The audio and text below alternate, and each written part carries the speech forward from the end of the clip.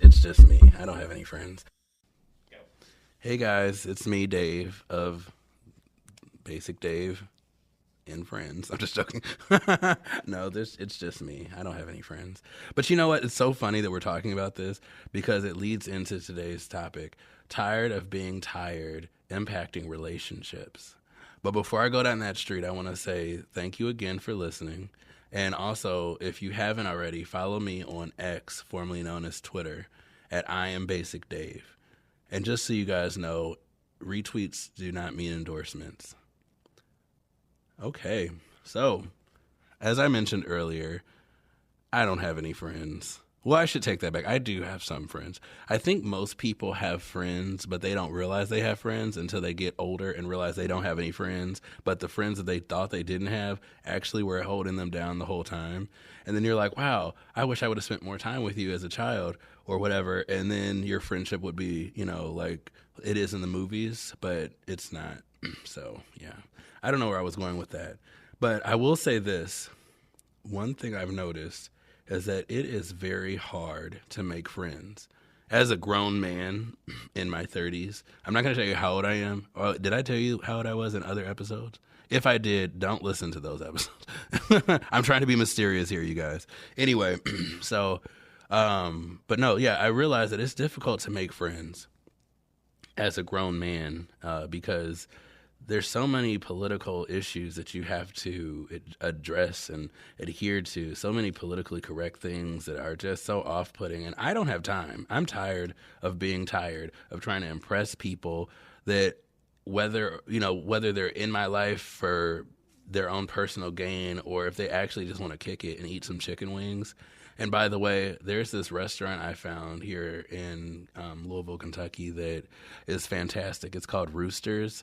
If you are into eating meat like chicken, you need to go to Roosters. They are not publicly sponsoring me yet. I'm just letting them know that, I'm available to talk. So just send me an email or, whatever. We'll talk. My people will probably be at your restaurants soon after this podcast airs. I will definitely be there. I kind of live there.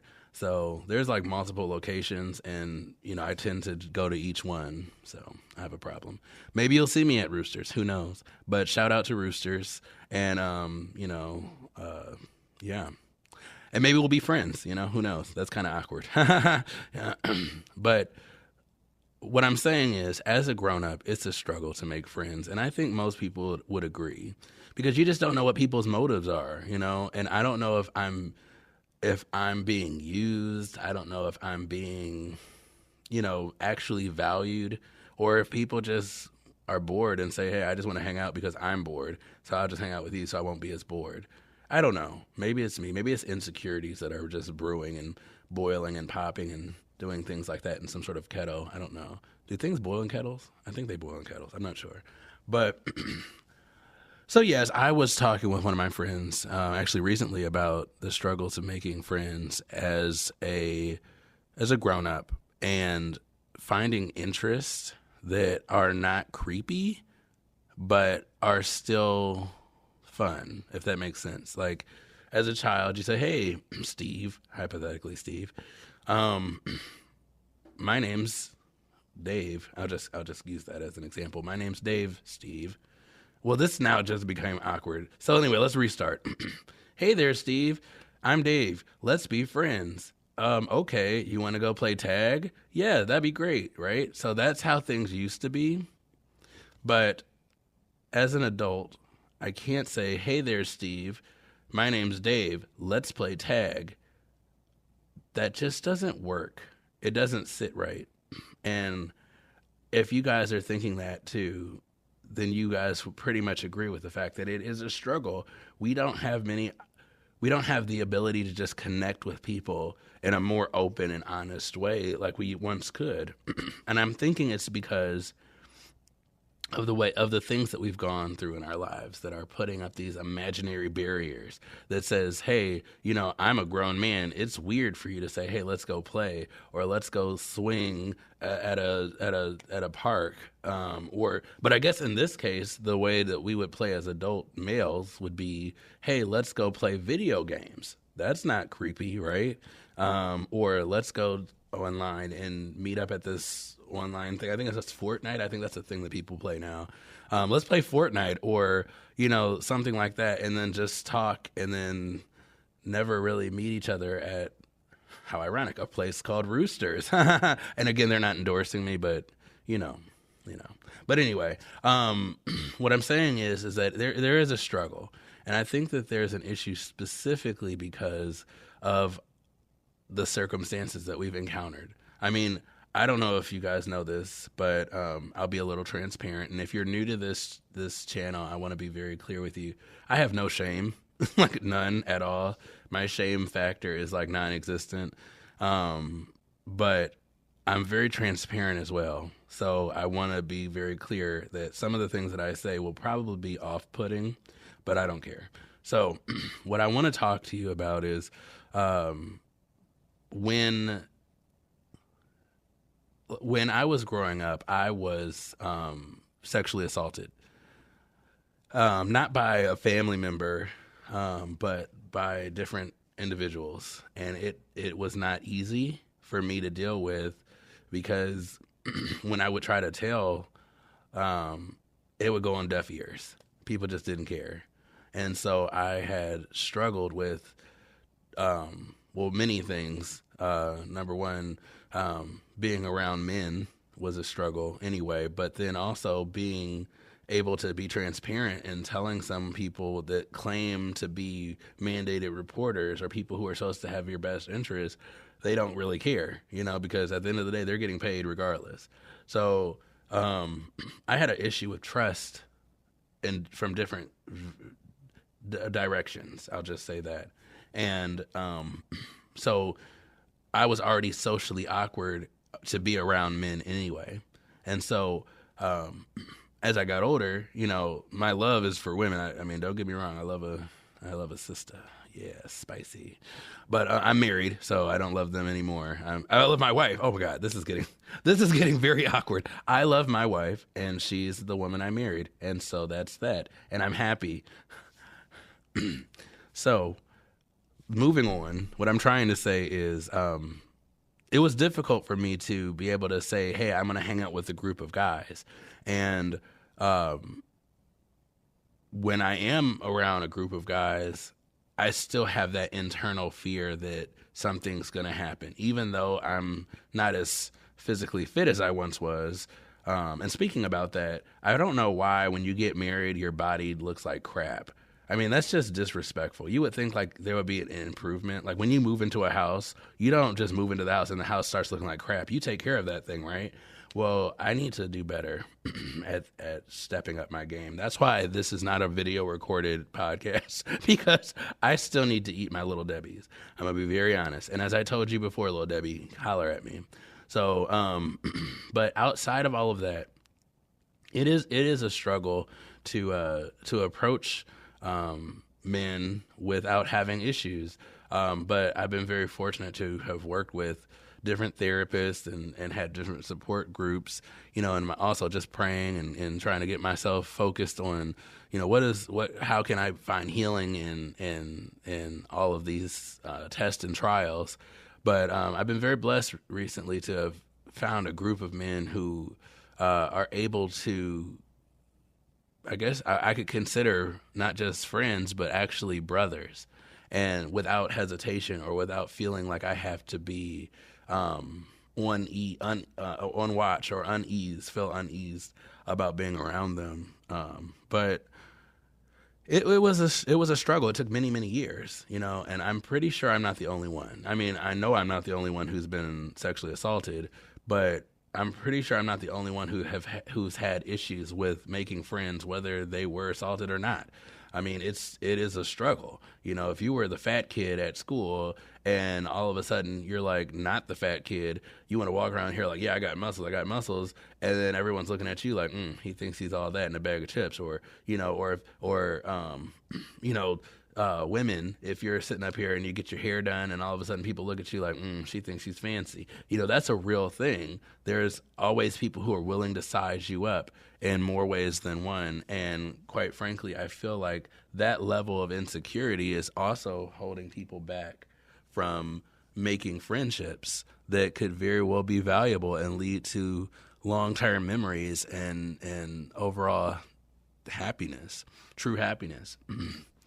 But what I want to do is talk about some things that will hopefully encourage you all, like it encouraged me, to break out of my comfort zone and to be willing to take the first step in finding friends as an adult. But I'm going to have to do that after this short break. Okay, you guys, welcome back. If you don't know, we are listening to the Tired of Being Tired, Impacting Relationships episode, and I'm going over certain things that helped me make more friends as an adult. So, let's jump right into this. There's some studies that show that adulthood is it's just hectic within itself. Specifically, nowadays, we don't have much time to do personal activities as much as we do for taking care of others or being more involved with different activities in the community. But like in between busy schedules for work and family obligations, social activities, just different things that are taking place in our lives, it's difficult for us to grow friendships, meaningful friendships. Just getting a chance to get out of our day-to-day and become more involved with healing on a personal level, it's been a struggle for many people. But what worked for me is forcing myself to get to know myself, to find out what it is that I like, and then immerse myself in that. And so, for example, I found out that I actually like the theater, like actual plays where people are skillful and there's no green screen.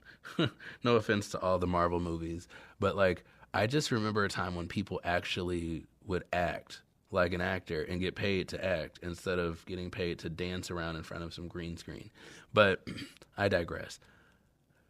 But I like going to the theater, and whether it be high school plays, which is actually a great date idea. So like if you don't have a whole bunch of money and you want to go do something different, try to find a local high school play or a college play that's going to happen. And that's like $8.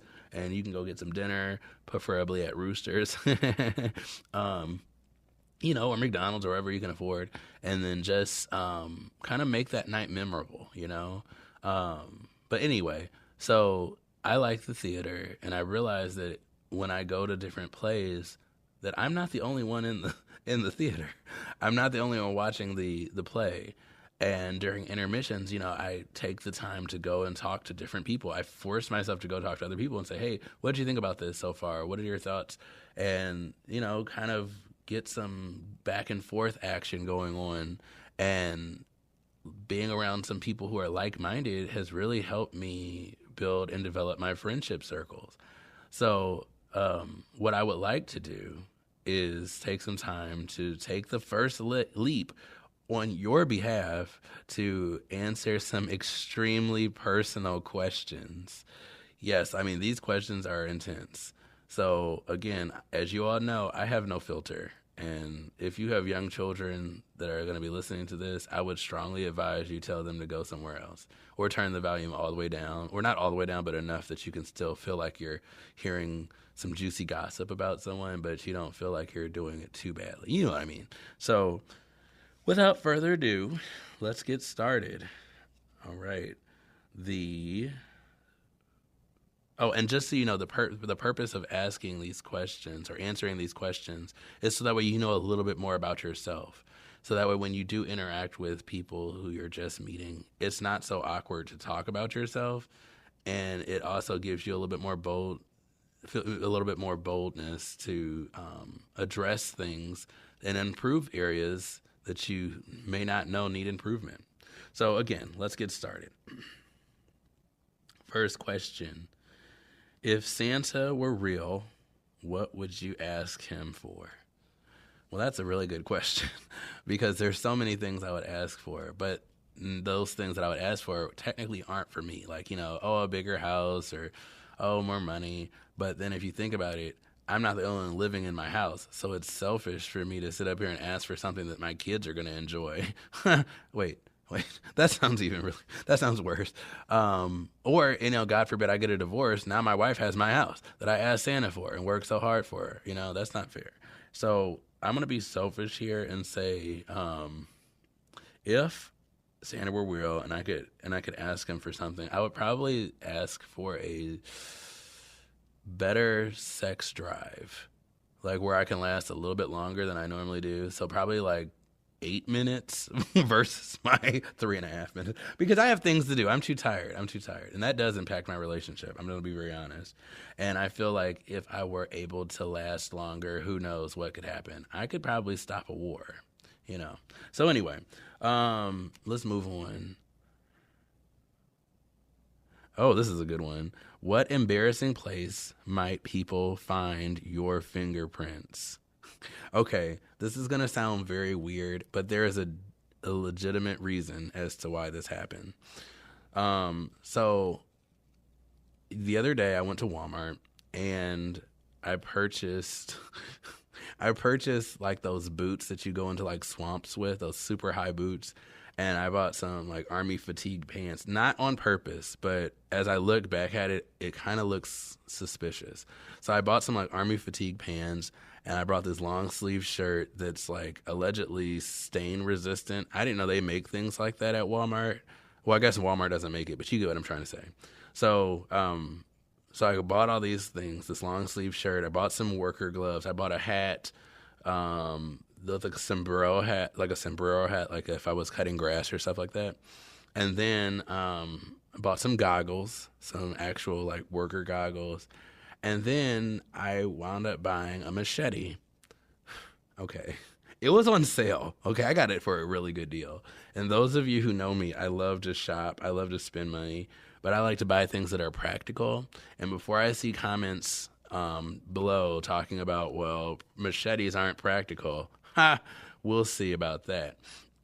So the interesting thing was not, putting all these items in my cart, but the interesting thing was looking at the face of the person checking me out was priceless. I wish I could have recorded their look when they said, okay, he has these work boots, he has all these things. The only thing I didn't have was a shovel, and that would have set them off. I'm pretty sure they probably called the police after I left just to warn them, like, hey, Dave is buying all these weird things. But it was just so funny. So I went a little further and told them, I said, the reason why I bought all this stuff is because in my backyard, there's like super tall grass. Like, it's not even okay. Like, children will be lost there. It's not okay. And then there's some weird blue birds that are like nesting in this grass. And I'm like, you need to go someplace else. You're not welcome here. But I digress. So I bought a lawnmower and stuff, and I'm trying to get ready to cut this grass. But the guy at the lawnmower store was like, well, you can't use a weed whacker on grass that tall because the cord or whatever will get tangled up. So you have to cut it down. Well, hence, I went and bought a machete. I mean, because what else am I supposed to use? Scissors? Like, who has time to cut? No. And I want to look cool. I want to look super cool. I mean, imagine being able to brag at cocktail parties. Like, I'm going to pull out my machete and show you guys something amazing. Because, like, then you'll be the coolest guy at the party. So, or the most threatening, who knows, but outside of that, it was just so funny. So I bought all those things to help cut my grass. That's the purpose of all of those things. But so the last thing someplace, or the most interesting place someone would see my fingerprints would be purchasing a machete at Walmart on sale. So yes, that's an interesting thing. I told you my life is not basic. I can't make this stuff up. Okay.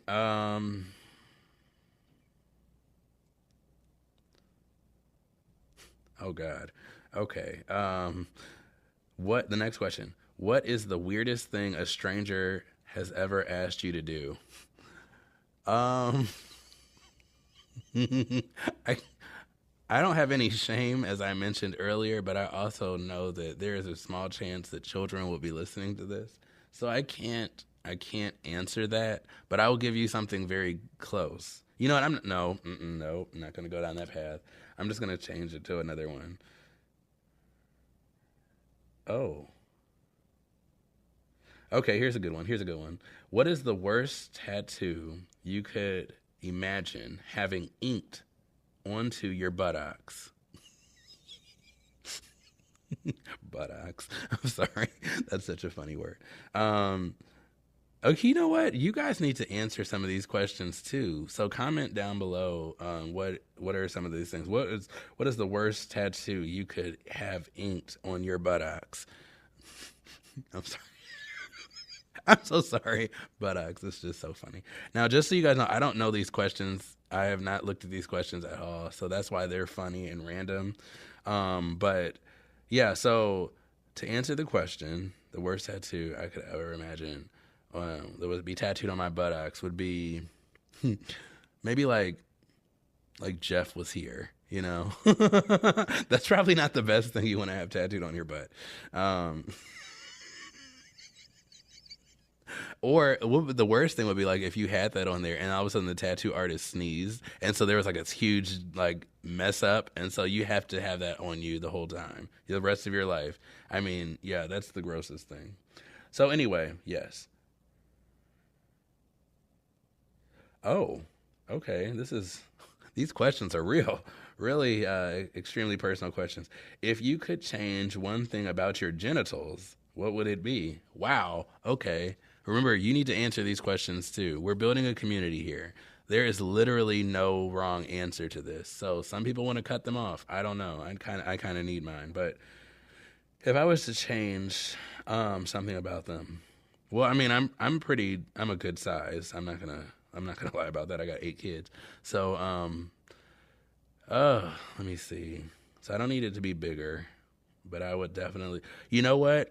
I would say I want no hair. I don't like having hair on my testicles. I think that's like the weirdest thing because it itches and it smells if you don't take care of it.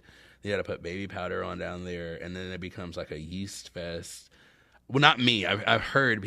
Oh my gosh, I've heard people had this issue, but you don't want to be that one out of a million. Yep. Yep. Okay. So I would just say to have hair removed off of my genitals. Yeah. And for those of you who don't know what genitals are, it's your private parts. I'm not assuming that you're dumb. I'm just letting everyone know that genitals is like a weird word. So, yeah. Okay, let's keep going. This is stupid. Besides gold, what else would you want to find at the end of a rainbow? I would want to find a dead leprechaun. Like, I think that would be hilarious if there I'm so sorry. I think it would be hilarious. A dead leprechaun with no gold. Like he just got robbed. I think that would be hilarious. Because you spent all this time traveling to the end of the rainbow and then all of a sudden there's like no gold and then this dead leprechaun. I think that would be hilarious. I would take a picture of that. I don't know why I would want to see a dead leprechaun. I don't know. I should talk about that with my therapist. All right. Let's see. No, I'm not going to answer that one. That's gross.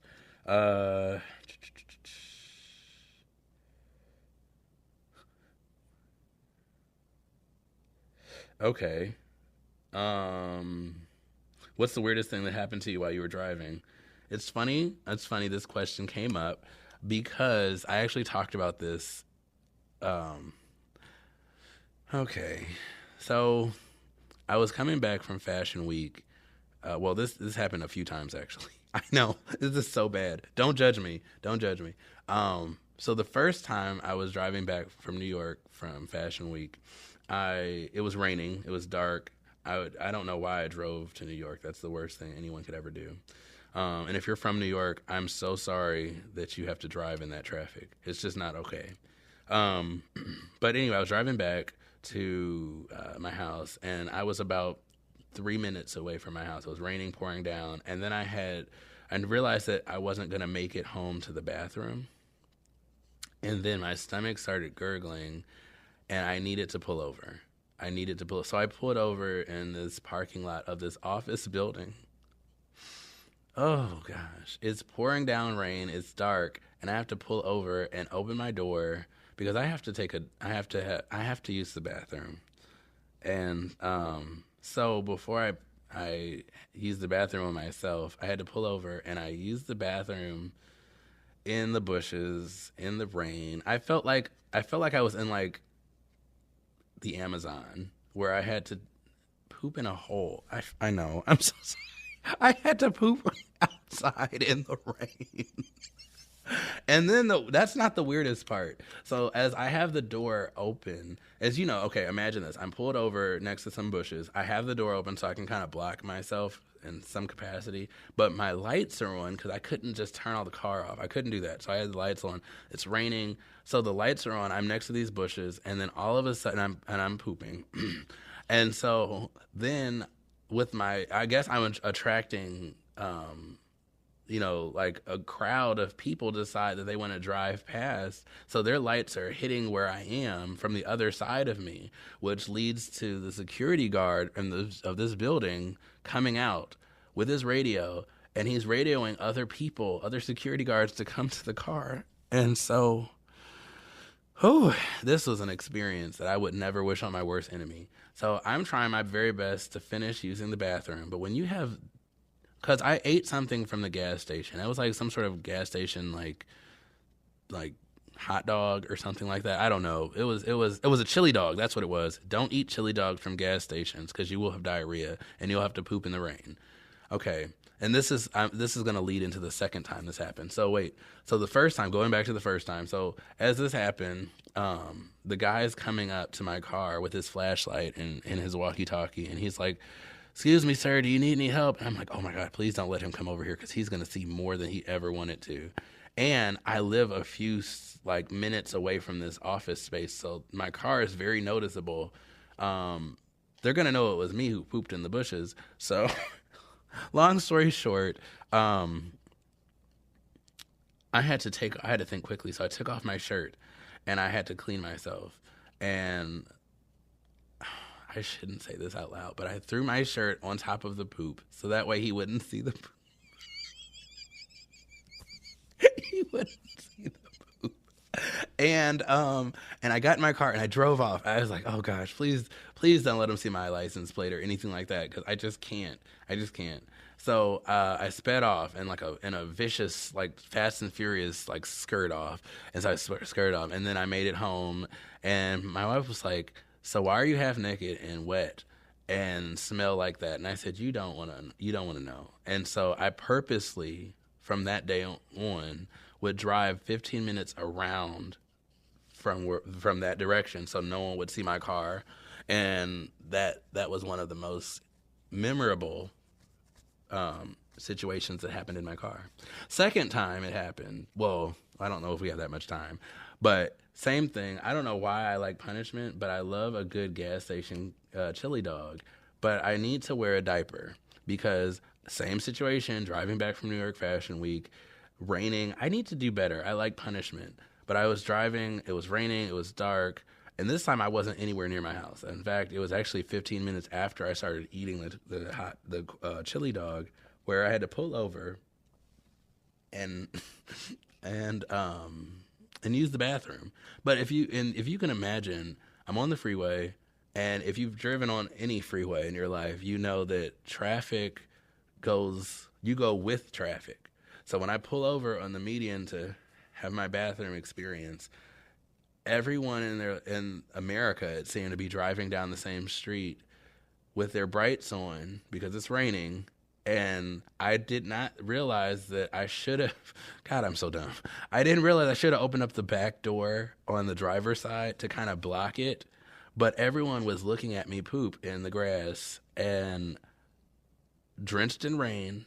But this time I was smart. I brought handy wipes because I said, you're not going to get me again like that, devil. I'm so sorry. But, you know, you live and you learn. So I do not endorse chili dogs from gas stations. So, yes. But I do endorse having handy wipes because you never know. They come in handy. So I'm going to do one more. But I do want to read your experiences that you've had in the car. So comment below. Ooh, okay. These are intense questions.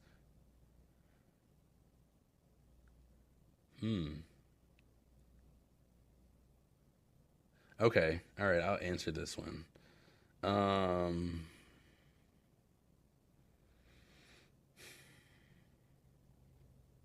What makes you feel the friskiest? That's an interesting question. Oh God. Okay. Because out of all the other ones, this is the cleanest one. Okay. I would have to say knowing that someone's watching me. I know that sounds so gross, but like, I don't know, it's something about someone watching you that gives you some sort of like power, you know? It's like, I don't know. And I'm also attracted to power too. So like super confident alpha type people, I'm just like, oh, okay, how you doing? You know? Anyway, I'm so sorry about this. This conversation is getting very real. But you know what? Right now we need to take a quick break and I'll talk more about things that are connected to impacting relationships. So give me a second and I'll be right back. Okay, you guys, thanks so much for sticking with me throughout this intense episode about being tired of being tired, impacting relationships. Whew, so much has happened within this short break. I went to go get something to eat, and when I'm walking out to the car and I'm looking for my keys, you know, you look down for your keys. Well, I'm going through my pockets and I see something hanging like next to my eyes, and I'm like, what is going on with my eyes? So I like take my sunglasses off and I'm looking around, and I still like out of the, I don't know if we would call it peripherals if it's on the bottom of your eyes, but like I'm looking down and I see some sort of weird string. So I go to pick my nose because that's the normal thing to do if you see something hanging from your nose. Well, I picked it and it just so happened to be a small spider. Yes, you heard it here first. Basic Dave had a spider hanging from his nose. And I freaked out in a very calm way because I didn't want to startle the people that were next to me. They were older, and I just didn't want them to have any accidents. Like, physically. Like, I didn't want them to have any accidents because that's all they need to see is someone of my size jumping around, screaming, and throwing things at this spider that is the size of probably like a small fingernail clipping. But anyway, yes, that was hanging from my nose. And after I got it in order, I decided to go get something to eat. Where this lady at this fast food restaurant, I don't want to have too many name drops of places because, you know, I don't want to get everybody to sponsor me. Yes. But no, I went to this restaurant and it was pretty good. It was my second time going. I'm grateful this was not my first time going because then I wouldn't ever go back. But it was okay. The food was okay. But anyway, I asked the lady, I said, so what's good here? I only had like a few things, but what's really good here? And so she looked at me puzzled and I said, well, do you even eat here? So she was like, oh, I totally eat here. I eat here all the time. I said, that's good. So what do you eat? And so she was telling me and I said, okay. I said, well, I probably will have a 4-piece, which comes with 4 pieces of chicken and then 2 sides and a biscuit. The biscuit was okay. The chicken, it was okay. It just anyway. So long story short, I'm there and I'm like, well, you know, I think that this is gonna be pretty much my only meal, my last meal for the day. And she stopped what she was doing from ringing me up. And she said, oh my gosh, please, are you okay? Like, do you need to talk? And I said, what are you asking me that for? She was like, well, you said this was going to be your last meal. And I said, do you think I'm going to kill myself? Like, I felt so awkward because I've never had anyone respond to me like that, where she was concerned. She was genuinely concerned, thinking I was going to commit suicide. And I told her, I said, well, no, this is not my last supper. I'm just trying to do intermittent fasting because, I'm trying to get my body right for endorsements from Little Debbie. So, yeah. But anyway, outside of all of that, I'm trying to get my body right. I've actually lost around 40 pounds. So since the last time I weighed myself until now, I'm around 40 pounds off. So that's a blessing. But what I was saying was I'm doing intermittent fasting. So that was an experience because she was laughing and I was laughing and she had her headphones on and I was like, so wait, who's telling you that I'm going to die? Like, who are you talking to? I need to hear this. So it was a long story. It was fun. You would have been there. If you were there, then you would have known the situation. But yeah. So anyway, I decided to treat myself nice. And since I, have been losing so much weight, it's hard for me to keep my clothes on. And so I decided to do what any thrifty and savvy shopper would do. I went to the Goodwill. And so I got some jeans. They're very nice. Now, one thing I will say about the Goodwill is that you can get some things that are extremely awesome for the low. Like the pants I spent like $6.99 for these pants that would have cost me anywhere from $42 and up. But $7 for some pants. And then I think I added, tax, and then I rounded up to give to like people who are criminals. I don't know what they call that thing, but there's like some sort of roundup for criminals or something like that. And so, of course, I donated because you never know when you might be in that boat. Well, because, sometimes if people look at you wrong, sometimes you have to help them find their way back. But so I'm digressing a lot. I'm sorry, y'all. But the point is my break was rather interesting because there was this lady who worked at at the Goodwill, and we were cracking up. She was trying to show me how to test if your pants fit. So you don't technically have to get undressed anymore in the middle of the aisle. That's what I did because I'm old school. But she said, you don't have to do that anymore. Please put your clothes back on. And I said, okay. And so she showed me. All you have to do is like take your pants that you want to buy and then like swing them around your neck, similar to like a Batman cape type vibe. And then you have to like touch the tips together next to your chin. I know that sounds really intense, but yeah, you're basically like seeing how you like look at your chin and you're like, I'm just going to put this here. So it's kind of like tying a cape around yourself. And if the two ends of the jeans touch, then that's supposed to be like a sign that your pants will fit you around your waist. Well, for those of you who know me, my waist is smaller than my other assets. So I'm about, now I just found out that I can wear about a 30. I'm sorry, not a 30. I haven't done the 30 since I was born. I was like, no. I was in a size 40. So my waist is 40 as of right now, but my hips and other assets are a 51. So yeah, I pretty much look like Beyonce if she was a man with a beard and a body shaped like a potato. But outside of all of that, so it was an interesting experience. And then I came back and now, wait. There was this guy who was standing outside the building who had like these tattoos on his neck. And I walked up to him and I said, hey, what's that on your neck? And surprisingly, he was very open about his tattoos. And he was just asking me, do I have tattoos? And I told him, I'm not going to tell you what I told him, but I will say this, that he was very interested in knowing if I had tattoos. And so we had a whole conversation about tattoos, and he was saying how there was a meaning behind his tattoos and things like that. But if we take what happened today in my interactions with people, you'll see that I was able to be more outgoing and also be able to talk about things because I felt more comfortable with myself. So that game we were playing earlier about like extremely intrusive questions or whatever it's called, those types of experiences help you unwind and realize, you know what, just talking about the weather is so simple.